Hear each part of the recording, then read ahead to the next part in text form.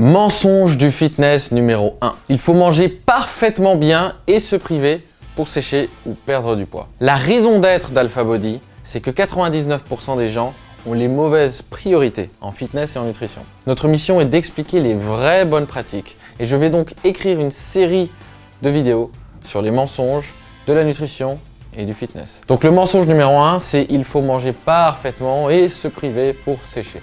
Alors c'est faux et c'est complètement faux, c'est nul et en plus ça ne marche pas, ça t'induit en erreur. Tu vois, j'ai déjà parlé à une personne en obésité morbide qui m'a expliqué dans le détail pourquoi le saumon d'Alaska c'est mieux que le saumon d'Atlantique. On va appeler cette personne Georges. Tu vois, si ça marchait si bien que ça, Georges ne serait pas en si fort surpoids. Moi je mange souvent des burgers, des glaces et des pizzas et je suis fit et en bonne santé toute l'année. Pourquoi ? Car j'ai compris le 80-20 de la nutrition, c'est-à-dire le 20% des causes qui donnent 80% des résultats. Et c'est là que les Français ont tout faux.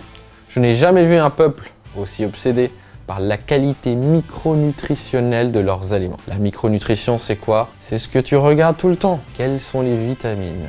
Est-ce que c'est bio ou c'est pas bio? Est-ce qu'il y a des produits chimiques? Est-ce que c'est cancérigène? Que dit Yuka? Et pour cause, tout un tas de livres et d'émissions avec des titres racoleurs du style anti-cancer sont vendus tout le temps. Et en soi, c'est bien. Je ne vais pas dire que regarder la qualité de ce qu'on mange, c'est inutile. D'ailleurs, c'est probablement pour ça qu'on est globalement en meilleure santé que les Américains. Ceci dit, le danger caché de regarder autant la micronutrition, c'est qu'on oublie qu'il y a plus important. Plus important que la micronutrition, tu me diras, qu'est-ce qui peut être plus important que la qualité de mes aliments? Eh bien pour moi, c'est la macronutrition. Ce qui te fait grossir ou prendre du poids, ce n'est pas si le saumon il est d'Alaska ou de mer du Nord.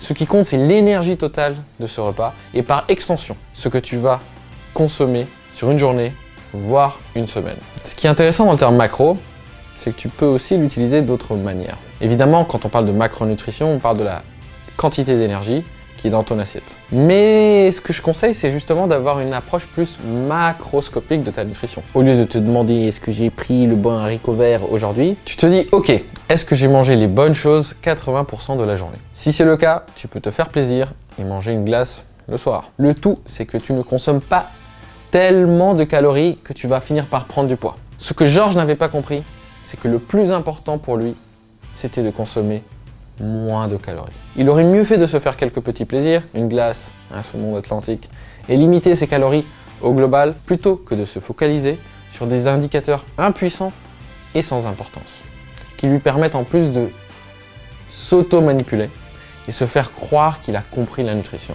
En fait, je ne dis pas ça pour tirer sur les Georges. Je souhaite à tous les Georges de ce monde qu'ils se focalisent sur les bons indicateurs et qu'ils changent enfin leur vie. Pour plus de vidéos, abonne-toi à ce compte et si tu veux en savoir plus, je t'ai mis un lien en description qui va t'expliquer les clés pour transformer ton corps.